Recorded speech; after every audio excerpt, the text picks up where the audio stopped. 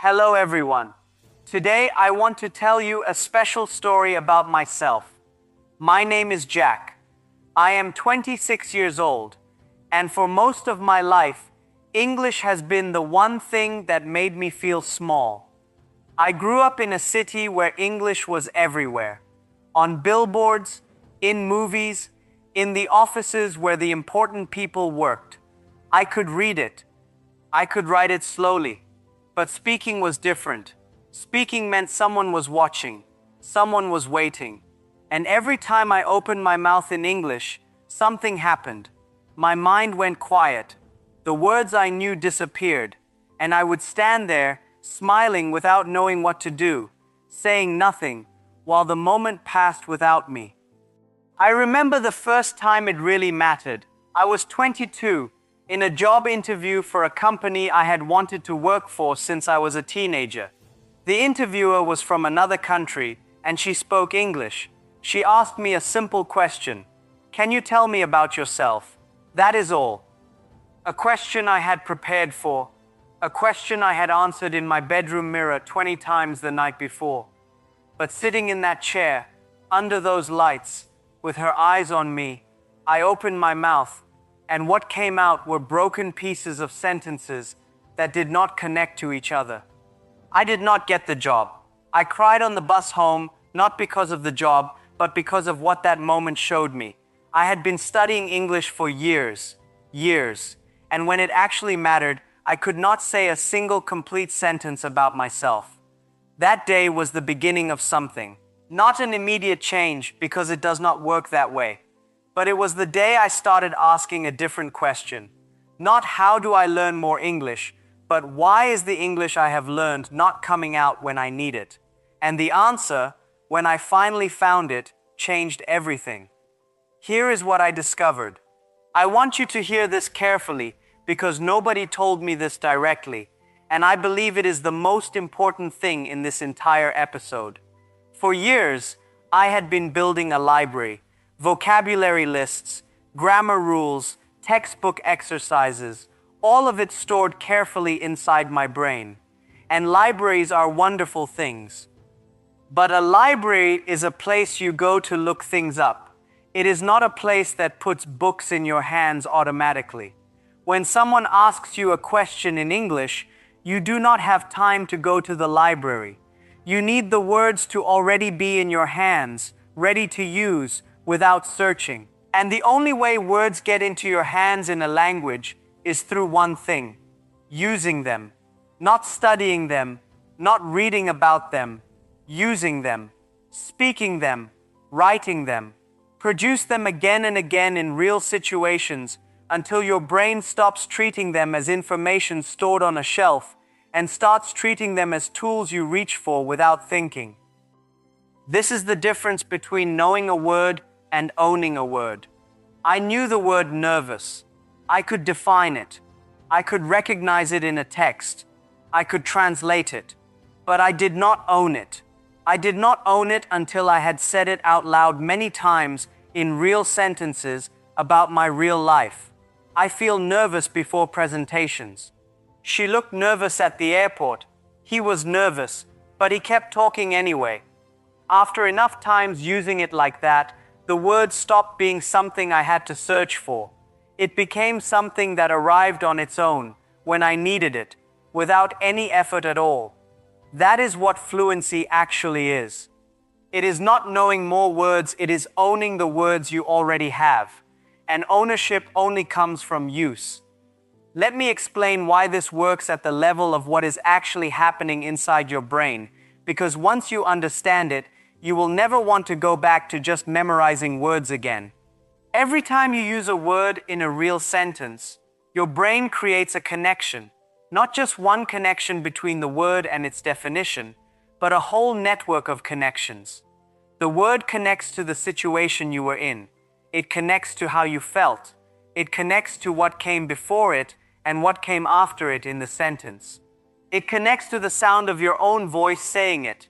Scientists who study memory call this a rich encoding. And richly encoded information is dramatically harder to forget than simply encoded information. When you memorize a word from a list, your brain creates one thin connection. This word means this thing. But when you use that word in your real life, your brain creates many strong connections at once, and those connections hold the word in place. The next time you need that word, your brain does not have to go searching for it. It feels the situation and the word arrives, because it is attached to a memory of a real moment that actually meant something to you. Now I want to tell you something about stories, because this is something that changed the way I practiced and the way I learned. Before I changed my method, I studied English the way most people study it. Textbook sentences, grammar exercises, vocabulary lists. And the problem with all of those things is that they give you information without giving you connection. Your brain remembers things that feel real and forgets things that feel abstract. A sentence in a textbook about a person named Tom who goes to the market does not feel real to you. It is not your life. Your brain stores it lightly and loses it quickly. But a story is different.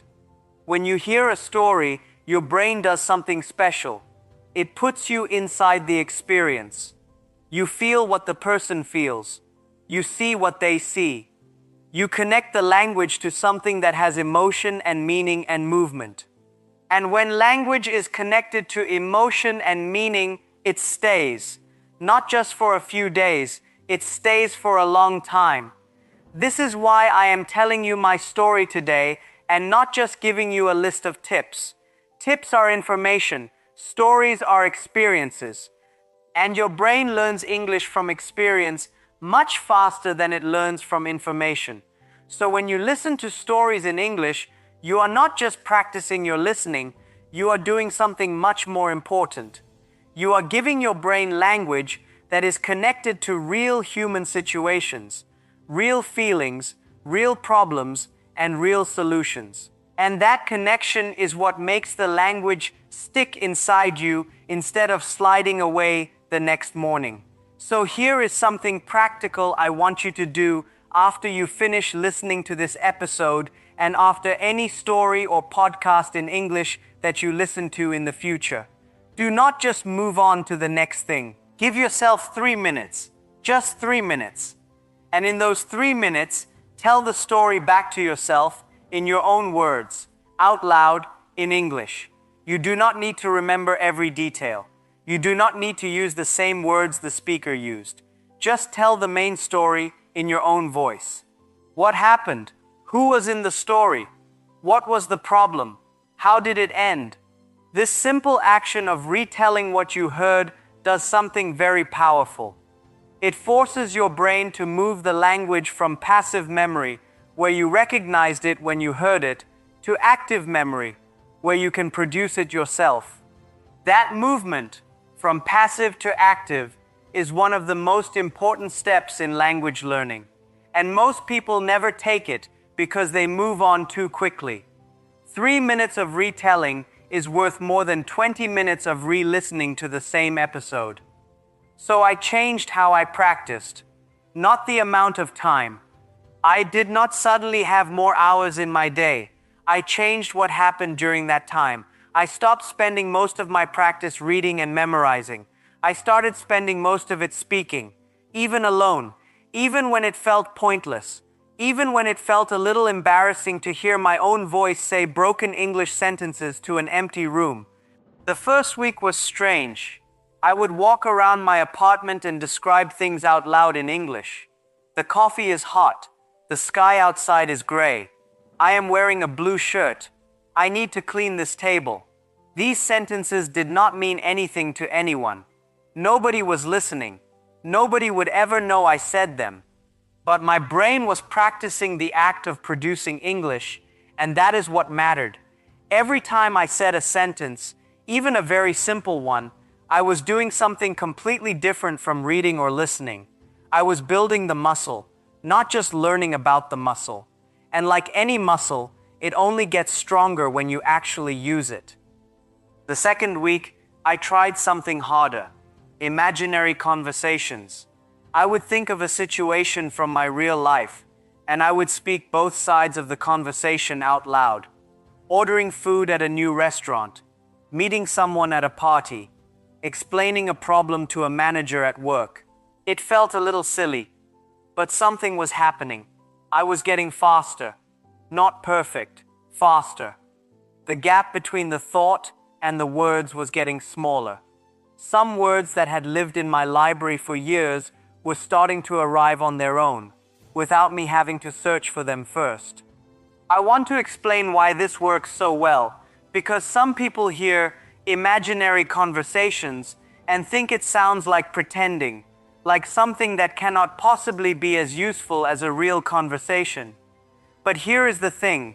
Your brain does not always know the difference between a situation you are imagining vividly and a situation that is actually happening. When you imagine a conversation clearly, seeing the other person, hearing their words, and feeling the slight nervousness of not knowing what to say next, your brain activates many of the same areas it would activate in a real conversation. You are not pretending to practice. You are actually practicing. And there is another advantage that imaginary conversations have over real ones, especially at the beginning. In a real conversation, you have almost no time to think. Someone says something, and you need to respond immediately. That time pressure is exactly what causes the panic, the blank mind, the frozen feeling. In an imaginary conversation, you control the pace. You can pause the other person, think of the word you need, and continue. Over time, as you do this again and again with the same kinds of situations, your responses become faster and more natural. So when the real conversation finally happens, you are not starting from zero. You have already been there many times in your mind. By the end of the month, I did something I had not done in years. I called an old friend who lived in another country and spoke only English. We talked for 40 minutes. I made mistakes. I repeated myself sometimes. I lost a sentence in the middle and had to start again. But I talked for 40 minutes. And when the call ended, I sat quietly for a moment, because I had just done the thing I had been afraid of for years, and it had been fine. Not perfect. Fine. And fine was enough. Let me tell you one specific moment from that call, because I think it will help you understand what fine actually looks like in practice. About 15 minutes into the conversation, my friend asked me a question, and I started to answer. I was in the middle of a sentence when the word I needed completely disappeared. I knew the idea I wanted to express. I could see it clearly in my mind, but the English word for it was simply gone. In the past, a moment like that would have ended everything. I would have apologized, changed the subject, or gone very quiet. But this time, I did something different. I said, "Sorry, I know what I mean. I just need 1 second." And I paused. For about 3 seconds, I sat quietly, let my brain find the word, and then continued the sentence as if nothing had happened. My friend said, "No problem, take your time." And we moved on. The conversation did not break. The relationship did not break. The moment passed, and we kept talking. That 3-second pause, which felt enormous to me from the inside, was completely invisible to my friend from the outside. And that taught me something I had not understood before. The discomfort of a mistake or a pause is almost always much bigger on the inside than it appears on the outside. What feels like a disaster to you often feels like nothing at all to the person you are speaking with. I want to tell you something about fear, because I think most people understand it in the wrong way. The fear of speaking English is not really about English. It is about what other people might think of you. We are afraid that if we speak imperfectly, people will think we are not intelligent. But here is what I learned from that phone call and from every conversation after it. People are not listening for your mistakes. They are listening for your meaning. When you are in a conversation with someone, Their brain is working very hard just to understand what you are trying to say. They do not have extra attention left to judge your grammar at the same time. The feeling you have that everyone notices every mistake, that is your fear talking, not reality. Most of the time, the other person understood you just fine and has already moved on to thinking about what they want to say next. The embarrassment you feel when you make a mistake in English is not evidence that speaking was the wrong choice. It is evidence that you are trying, and trying is the only path. There is no other way through. You cannot read your way to fluency. You cannot listen your way to fluency. You have to speak your way there, one imperfect conversation at a time. I also want to say something about listening, because it connects to the story idea in a way that surprised me. When I started listening to English stories and podcasts regularly, I noticed something after a few weeks. The way English sounded to me was starting to change. Before, when someone spoke English quickly and naturally, it sounded like one long connected sound with very few clear breaks between words. I would catch a word here and a word there, but the sentence as a whole was like a river moving too fast for me to see the individual drops of water. But after weeks of listening to stories, something changed. The same fast English started to sound clearer. Not because the speakers had slowed down, because my ears had learned. My brain had absorbed the patterns of how English sounds when real people speak it naturally. Words that connect to the next word. Sounds that change slightly depending on what comes before and after. The music of the language, you might call it. And once you hear that music clearly, listening becomes much less tiring and much more enjoyable. 3 months after that first phone call, I had another job interview. Different company, same kind of moment. The interviewer asked the same question. Can you tell me about yourself? And this time, I spoke. Not perfectly, but naturally. The words came out in the right order. The sentences connected to each other. And somewhere in the middle of my answer, I realized I was not translating in my head first. I was just talking. The way you talk in your own language without choosing each word carefully before you say it. Just talking. I got the job. But I want to be honest with you about the 3 months between the first interview and the second one. They were not easy or smooth. There were days when I practiced for 30 minutes and felt like I had gone backwards instead of forwards. There were conversations that fell apart in the middle. There was 1 week in the second month when I felt like I had been working hard for a long time and nothing was getting better, and I started to wonder if I was just the kind of person for whom this would always be difficult. That week was the hardest, not because of English, but because doubt is more tiring than effort. Effort takes energy. Doubt takes everything. What I did in that week was simple, and I want to share it with you because you will probably have a similar week at some point. I stopped measuring my progress by how I felt and started measuring it by what I did. Instead of asking, am I improving? I asked, did I practice today?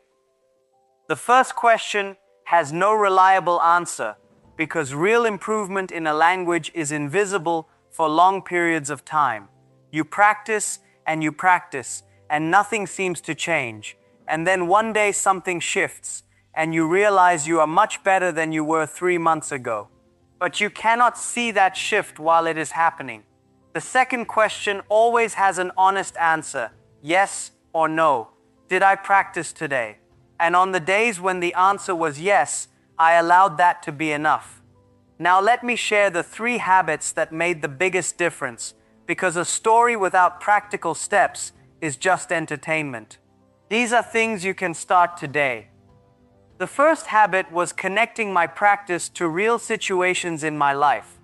Every day, I thought about one real thing that was going to happen to me soon, and I prepared for it in English. Not a textbook situation, a real one that actually mattered to me. Tomorrow I have a meeting with my manager. What might I need to say? This Saturday I am going to a new part of the city. What might I need to ask someone? Next month, I am flying somewhere. What will I need to say at the airport, at the hotel, or at a restaurant? I did not memorize exact scripts. I just thought through the situations and practiced the kinds of sentences that might come up. This made my English feel like something connected to my real life, not something I studied in a separate world that had nothing to do with how I actually lived. The second habit was using new words in sentences about things that had actually happened to me that day. When you learn a word from a list, your brain stores it with very little context around it. It is just a word floating alone in memory. But when you use that word in a sentence about something real that happened to you, your brain stores the word connected to a memory, a feeling, or a situation. And memories and feelings are very strong anchors. They hold information in place. So after learning the word exhausted, I would say to myself, I am exhausted after that long meeting today. After learning awkward, I would think back to a moment from the day and say, that situation felt awkward, but I handled it. The word goes from floating to attached, and attached words come back when you need them. The third habit was recording myself speaking and listening back. Once a week, I would speak for 2 minutes into my phone about something that had happened to me recently. A story from work, a conversation I had, a problem I was thinking about. Then I would listen to myself. Not to judge myself harshly, just to notice. I noticed which words I always hesitated on before saying. I noticed which sentences I started but never finished. I noticed the places where my voice became quieter and less sure. And then in the following week, I practiced specifically those things. Recording yourself is uncomfortable because you hear yourself clearly without any protection. But that clarity is exactly what makes it useful. It shows you the truth about where you actually are, and knowing the truth is always the first step to changing it. My story is not really about English. It is about the gap between knowing something and being able to use it. There is one more thing I want to tell you about, because I think it is the reason most people give up right before things start to get better.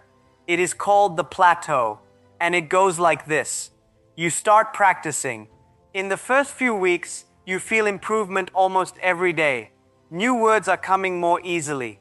Conversations are going a little better. You feel good. Then, somewhere around the second or third month, the feeling of improvement slows down or stops completely. You are still practicing every day. You are still doing everything right. But nothing seems to be changing. Your speaking feels the same as last week. Your listening feels the same as last month. You start to wonder if you have reached your limit. Maybe this is as good as you are going to get. I want to tell you clearly, this feeling is completely normal. It happens to almost every language learner, and most importantly, it is not a sign that you have stopped improving. It is actually a sign that your brain is doing something very important below the surface. Researchers who study how skills develop in the brain have found that periods of apparent no progress are often the periods when the brain is reorganizing and strengthening the patterns it has already built. The brain needs time to consolidate what it has learned before it can show visible improvement again. The plateau is not a wall. It is a loading screen. The progress is still happening. You just cannot see it yet. And the people who push through the plateau by continuing to practice consistently are the people who suddenly notice, usually around the fourth or fifth month, that something has shifted. Conversations that used to be hard are now easy. Words that used to require searching now arrive on their own. The improvement that was invisible for weeks suddenly becomes visible all at once, but only for the people who stayed. The people who stopped during the plateau never got to see what was waiting on the other side. You are listening to this right now, which means you have already done something today. You have already spent time inside real English, following a real story, understanding real ideas. That matters. It is not nothing, but it is only the beginning. The question that matters most is what you do after this episode ends. Do you go back to your native language completely until the next time you decide to listen to something in English? Or do you take 5 minutes, just 5, to speak, to describe what you see around you right now? To answer in English a question you ask yourself, say out loud, in English, one thing you want to remember from today. That 5 minutes, practiced every day, is where fluency actually lives. Not in the episodes, not in the courses. In the 5 minutes when nobody is watching and you choose to practice anyway because you have decided that this matters to you and you are not going to wait for a perfect moment that may never arrive. I want to end with something that Jack Ma once said that I think about often. He said, "Today is cruel, tomorrow is crueler, and the day after tomorrow is beautiful." He was talking about building a business, but I believe it is also true about learning a language. The early days of practice are uncomfortable and slow. The middle period is even harder because the initial excitement has faded and the results are not yet visible. But the day after tomorrow, for the person who stays through both of those difficult periods, is genuinely beautiful. It is the day you have a conversation in English and realize halfway through that you have stopped monitoring yourself. The day you understand a joke without translating it. The day someone asks where you are from because your English sounds so natural. Jack Ma did not start as a confident English speaker. He was rejected. He failed many times. He practiced in situations where failure was possible and sometimes likely. But he kept going. And the English he built through those years of practice eventually allowed him to stand in front of audiences of thousands and speak with clarity, with humor, and with confidence. Not because he had a special talent that other people lack, because he understood that the language belonged to anyone willing to practice long enough to earn it. That includes you, completely and without any exception. The only requirement is that you begin and that you continue. You can do this. I know because I did it, and I was not someone with a special talent for languages. I was someone who failed a job interview because I could not say my own name clearly. If I could learn to speak English naturally, then so can you. The only difference between where you are now and where you want to be is time and practice. And both of those things are completely in your hands. Start today, not tomorrow. Today, after this ends, you have the next 5 minutes. I will see you in the next episode. Goodbye for now.